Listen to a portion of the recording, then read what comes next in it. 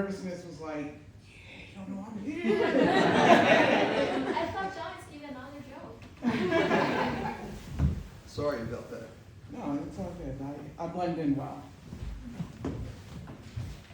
All right, so as I mentioned, I am a poet. A lot of my poems are derived from my actual life, so I'm giving my trigger warning now. Some of it is sad, some of it is happy, some of it is crazy, some of it is racial. But I hope you stick through it all, okay? Talking about being from my life, I'm gonna tell you a story before I tell the first poem. So unfortunately, I work the world's worst job, which is working in a call center.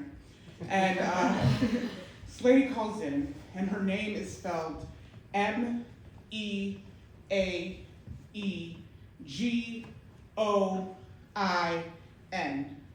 And her fucking name was Megan. And there was no reason for it to be that long. So, of course, I wrote a poem about her. The woman with more letters than necessary to spell her name says, my name is weird. Ask if it means anything, as if owning it is not enough. Well, respectfully, Miss Scattered Scrabble Box, but my name is not a noun.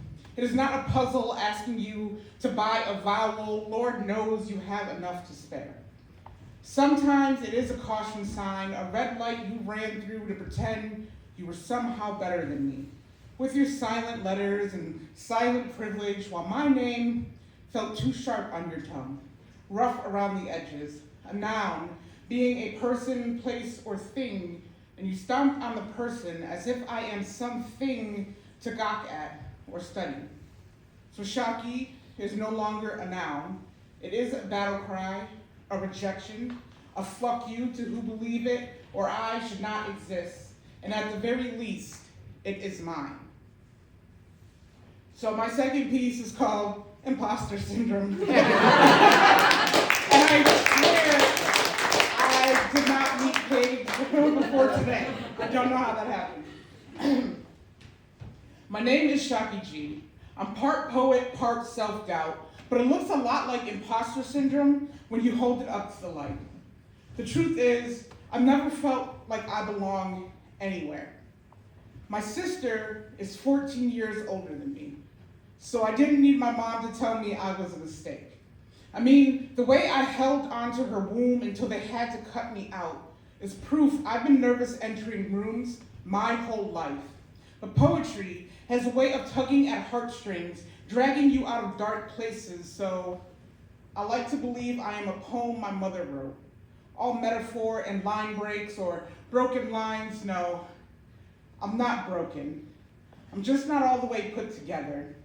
And if it's not broke, you can't fix it, but you can rewrite a poem, rearrange its stanzas long after the author is gone. You see, I used to get blackout drunk and redact lines until the message was blurry.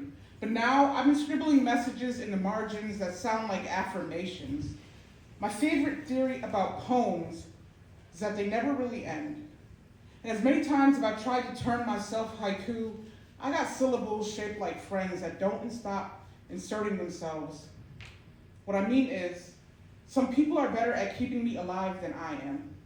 Every time you say my name, you recite a poem my mother never got a chance to finish. And every I love you is an entrance into a poetry slam, and that makes me a 10 at best. Every night, I still soak into a soliloquy praying God doesn't drop this poem the next time he reads it. And I ask, publish me across the skyline of memories. And no, I wasn't born, I was written.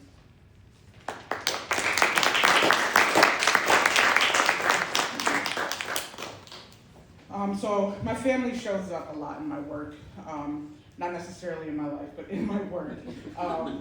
And so this is a poem about that. Recently, I learned that teeth are the only part of our bodies that cannot heal itself. And I hate that, because my family is a set of teeth. We've been building dental records instead of family trees. It's funny, my mother was a wisdom tooth. She never quite fit in. I mean, the pain I felt when she took up space, I never realized she was only trying to grow.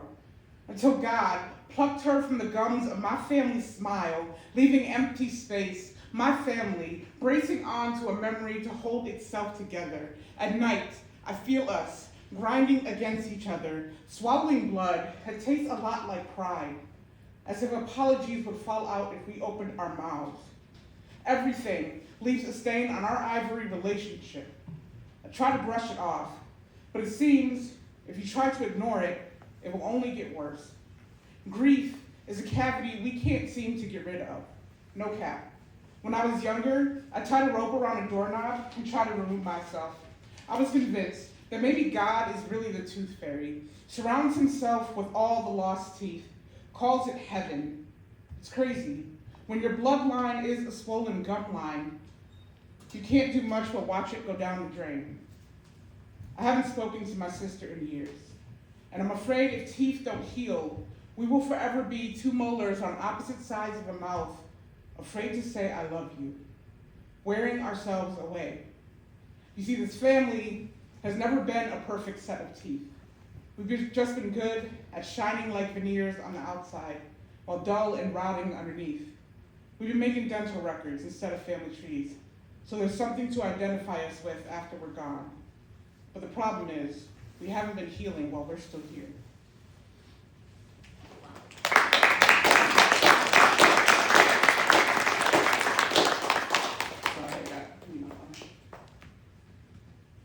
You would think I was singing or something up here, I don't know.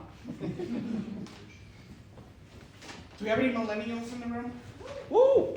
One. Awesome. This poem is for you and you only. High five.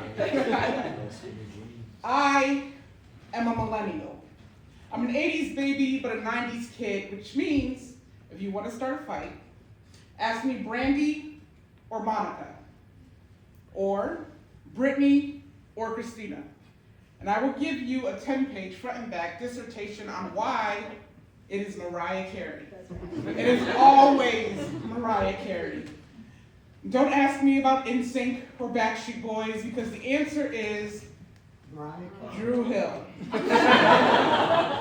And that's a lie, it's actually Boys to Men. You see, Cisco can't hold a candle to Wanye, but I digress. Millennials, we were latchkey kids and no child left behind. We were home before the streetlights and it's 10 o'clock p.m. Do you know where your children are?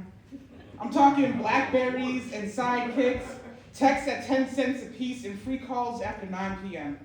We were Saturday morning cartoons and plain Cheerios with so much sugar, it didn't dissolve. We ain't no holla back girls, and we definitely don't want no scrubs. Millennials, we were told to aim for the sky, but strapped down with student debt.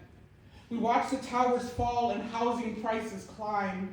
We were drafted into the war on drugs and terror, and somehow lost both. No veteran benefits, just casualties to weapons of mass deception, working minimum wage jobs for maximum hours, and called entitled for wanting better. We were handed trauma like an inheritance, but we used our broken to shred generational curses. Our families gave birth to hatches. We will tear everything down. We say things like adulting as what we do rather than what we are, because what we are is a generation of children never given the chance to grow up, just get old. It's millennials, and it's okay, because we're doing the best with what we were handed, just like every other generation in here. The only thing is, us millennials make it look good.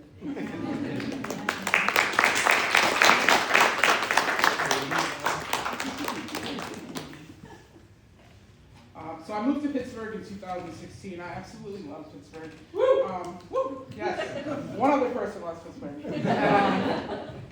Probably won't claim this poem. It's my only right with Pittsburgh. My city has a slogan. It says, Pittsburgh is stronger than hate.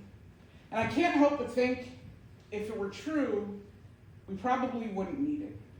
But it looks nice. Graffitied over the blood at the Tree of Life massacre, sprinkled between racist comments on WPXI's Juneteenth post, or as the backdrop of the underpass on the north side, where unhoused people build up tents and break down their pride. My city says it's stronger than hate. It knows that because it arm wrestles it on the weekend while drinking ice-cold beers on the south side, takes his families to church on Sunday. The church around the corner from me says, Jesus is the only thing stronger than hate. And I can't tell if it's trying to mock my city or canonize it. We sing black and yellow from black and blue bodies. If you listen close enough, it does sound like a hymnal. See, my city loves black men when they play on its sports teams, but it hates its black mayor. Coach Tomlin says he doesn't support the woke agenda, and he has his contract extended 2 years. My city is stronger than hate, the way they wish fire hoses were stronger than civil rights. And I know, I'm just supposed to hear the slogan, buy the product. It was so cute dressed up in rainbows for pride. I almost forgot how gay men keep ending up in the river. How every year they push the pride celebration farther from the spotlight. My city, it hates, just like every other city, even like that one city, if the shooter had better aim, don't come for me. I'm not stronger. See, hate bullies me and takes my lunch money, but my city has the slogan, and it lays it over fresh wounds like a Band-Aid. And I can't help but think, if it were true, we probably wouldn't need it.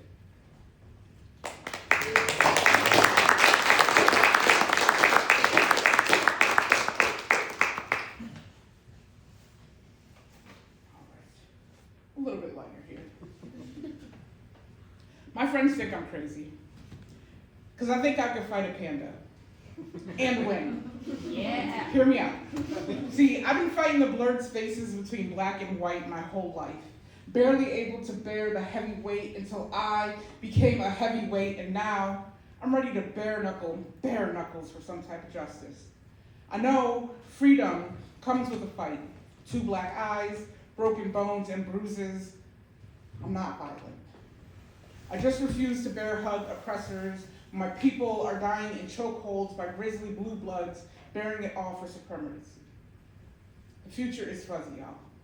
And I'd rather take my chances being bamboozled by a bamboo goblin metaphor than the alternative. With all the world has against me, I've been sparring everything in this concrete jungle since I learned how to swing, battling polar opposites in a cold world that don't bear in comparison. So I'm starting to think, yeah, I could probably beat a panda. Then I see an animal accustomed to eating scraps of no nutritional value and calling it a meal the way my people did. An animal always reminded it is a bear. See, just last week, Trump said in Chicago, home of the bears, that black children were inherently violent, another endangered species that can only be saved through institutionalization. Claimed these cities to be zoos that need keeping. So excuse me for thinking pandas and I have a lot in common. They see our sharp claws and fear for their lives, like we ain't just happy and frolicking and rolling around the city. But somehow they want us behind bars, barely alive. And it's crazy. I've been beating myself up so long, I'm starting to think if we're the same, I can definitely beat a panda. But if that's my brother, I shouldn't want to. And maybe that's the formula, finding the ways we are more alike than different, and only spreading love. Spread love, y'all.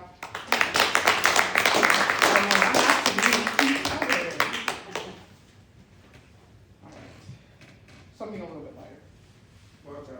I said that last time, right? Ode to the spent paycheck.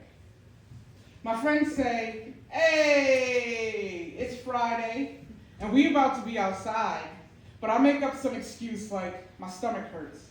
But the truth is, my paycheck is the one hungry, eyes bigger than its own stomach, then swallowed itself up in rent, bills, groceries, and if I'm lucky, some type of instant gratification. I swear each paycheck is another lover that reminds me of the last something I forgot to cherish. Damn, I wish we spent more time together. Like for once, I wish we could make love at night and still be there the next morning. I need a paycheck with the assets so fat you can see it from the front, or the last payday. I mean, I've been living paycheck to paycheck like I'm afraid of commitment. And some days, I worry I'll come home to everything on the curb. Like, go be with that other paycheck if it makes you happy. And I just want a paycheck to be my peace, to last, to stay even when I treat it wrong. But I take a paycheck for granted and ended up with none. So now I'm chasing a bag, because don't you always settle if you need to be grounded.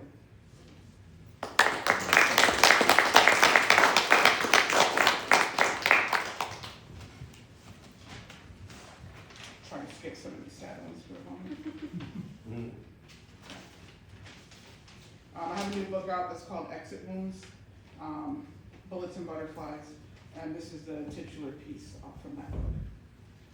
Not talking about that, I also have my other book here, In Lieu of Flowers. I have some copies with me if anybody wants to purchase that stuff. Cool. It's not all sad, I'm kidding. Modern day Cupid carries an AK-47. Bullets that burst into butterflies in the stomach, caterpillars cocooning in the crevices of capillaries. See, my love looks like a heart, beating itself up, bloody and bruised. This is not to say love should hurt. Just lately, I've been dying for a chance to be with you.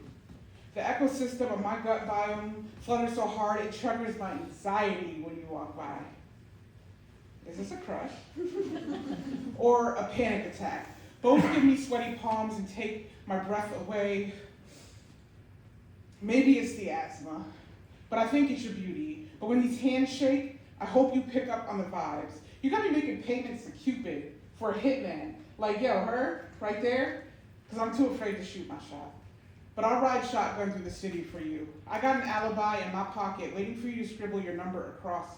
If I'm guilty of anything, it is burying the values of relationships before they had the chance to bloom. Butterflies and bullets blossoming in this body like a bouquet. I hope you smell the roses. Hold me like your favorite flower. Pick apart my petals, questioning, she loves me not. Bitch, I do. And I've got the exit wounds to prove it. So please, pull me into the trauma unit that is your heart, and let me heal Cupid's wrath together. Do not leave me to bleed out on this stage, another casualty of love.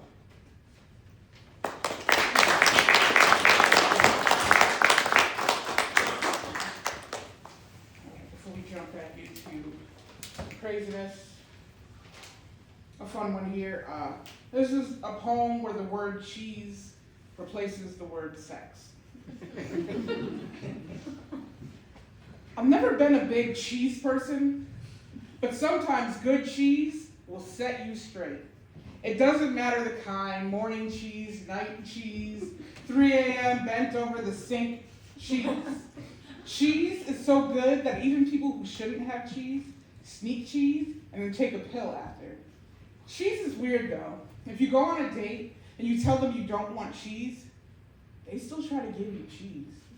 In fact, a lot of people will try to give you cheese and it's never the right kind.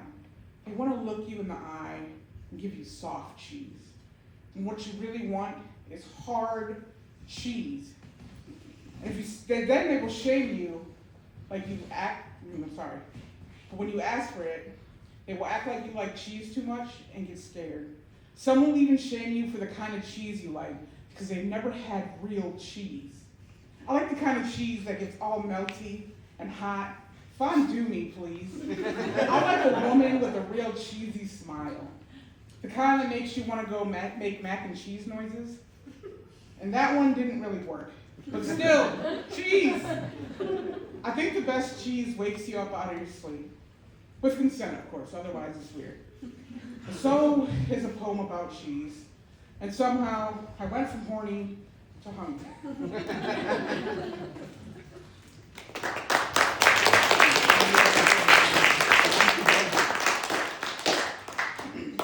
This is my rewrite of the creation story. And so it says, God pulled rib from Adam, twisted blood and bone into companion. If I were Eve, Then I rejected my creation and fell in love with Lilith instead. Ate of her fruit, but not fruitful, did not multiply, and ain't I still a woman, independent of man and motherhood? And if this earth is mother, and God gave birth to it, but she calls herself God instead of goddess, isn't she mask presenting? And isn't she just like me? And ain't we women made in each other's image? Both chaos and peace, depending on the prayer and the bent knee and the clutched hands of others questioning our existence. Don't we speak in sanctified scripture and prophecy? And what is woman, apart from God and man and binary, if not just humanity? And ain't this another story of rebellion? The apple that was never swallowed, but stuck in Adam's throat, as if he choked on this truth, that I am woman, despite his conception of the lie, despite his ability to define it, despite his want to control it. And don't I still love him, platonically, still plant seeds in his garden as if to say, here, eat. Traded his rib from my shoulder and said, here, rest. Balanced his masculine from my feminine and said, here, human. And God said, hell yeah.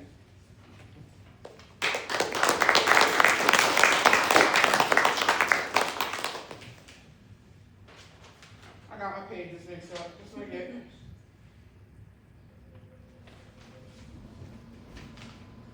Got it, okay.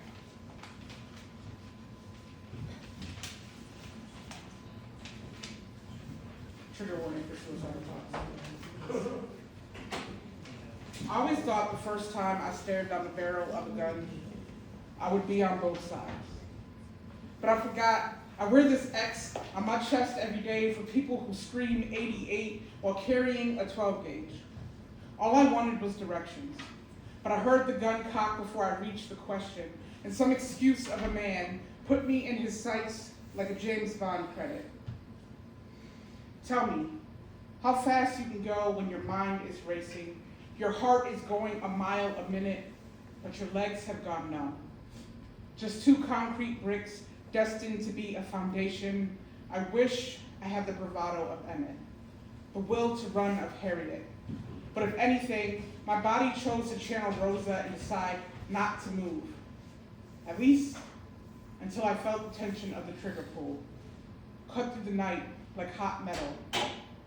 I will not die here. I'm not sure if I ran or flew, but my next memory was a mirage of red and blue, and the cop says, "Do you know how fast you were going?" And I thought, not fast enough to outrun history, but blessed to be tongue-tied instead of necktied. I begged, please, I just want to make it home. See, where I'm from, people like me gamble anytime they leave their house, drive up the road. These towns don't wait for the sun to go down for their hate to build up. They don't care about the placement of the Mason-Dixon.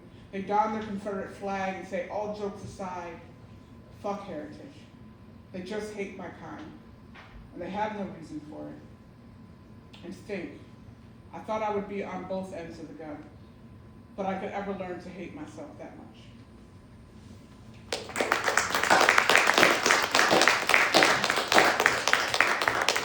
It's a true story. I don't know if anyone knows where Shingle House, PA is, but it's on downtown. They don't even have cell coverage up there. I stopped for directions and got shot at. It's cool.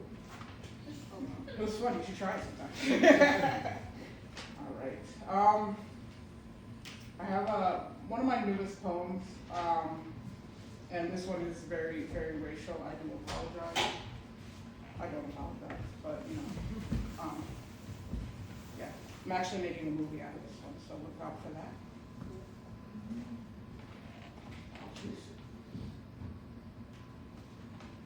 While I drink, can we give it up for all the performers that we had today?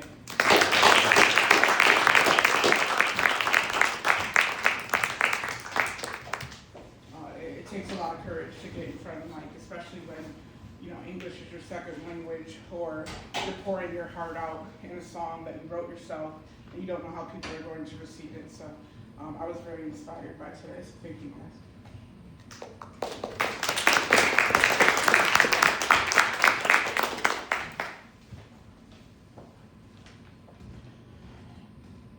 In the early stages of dementia, some individuals have confusion and sleeplessness in the late evening hours. This is referred to as sundowning. Not to be confused with the sundown town, where the black folks were advised to leave before the late evening hours, lest they be met with violence. Sundowners began to forget the little things. Where are my keys? What day is it? Who are you? But don't forget that niggas ain't supposed to be there at night. Mima can't hold on to her bowels, but holds on to her hatred like a Bible, like the toe tag she's so destined to wear. That boy in the corner there, he keep whistling at me. He turned his head. I'm sorry. Oh, sorry. Cheers. She threw the truth into Tallahatchie, but the body had only one resurfaced. Mima sees the ghost of racist past. That boy there, his sisters had the nicest dresses, so I made sure they had a funeral to wear them to. When I die, bury me in the most beautiful gown, casket sharp enough to break the silence. Let my repast be a picnic, like the old times. I like my dark meat with a little char. Don't worry, Mima is sundowning again. She can't sleep because she sees all the people she wronged when she closes her eyes, and suddenly, the nursing home becomes a sundown town where the sundowners can't remember their own kids, but won't forget the babies cut from hanging bodies before their eyes. Eyes said, "Don't you let that lady touch me. I told you I need a white doctor. Don't need all that DEI running around." Mima's finna DIE. Afraid the staff will seek revenge for their ancestors. It's funny how there's always a deathbed confession, but no apology. It's as if the racists come out at night, daydreaming of days past, and somewhere around 6 p.m., this poem begins sundowning, remembering all the things America wants us to forget, like a sundown country who brought black folk here to work in the summer sun, but don't expect them to be there when the sun goes down, and somehow I'm supposed to have a sunny disposition. My own form of dementia, when your Mima forgets my name and calls me nigger instead, waging war, and these wages don't pay me enough to keep the sun from setting. So whether the sundown is a town or a person, just know, I held on as long as I could, but I refused to let the sun beat me home.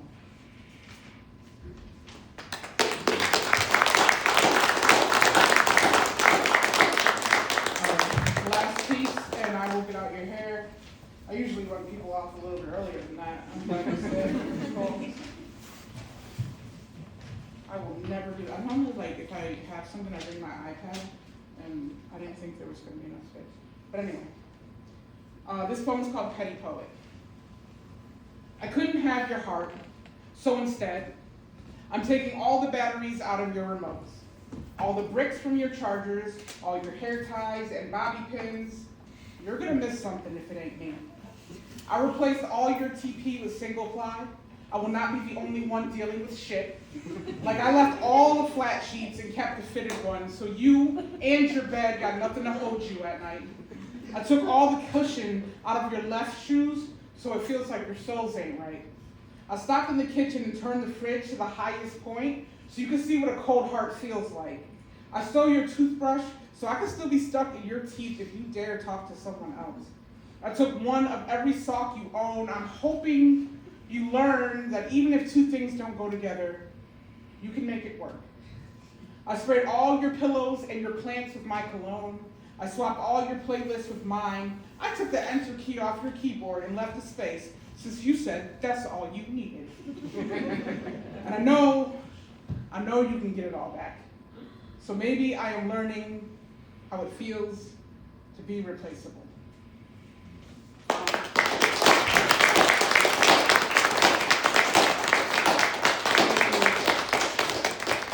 Thank you very much. I promise I'm not that petty. I just get arrested instead. I have no rap sheet there. But again, I do have copies of my book in lieu of flowers with me. $20 if anybody wants one, just come and find me. Otherwise, thank you, John, and the Pittsburgh DNA for having me. Appreciate it.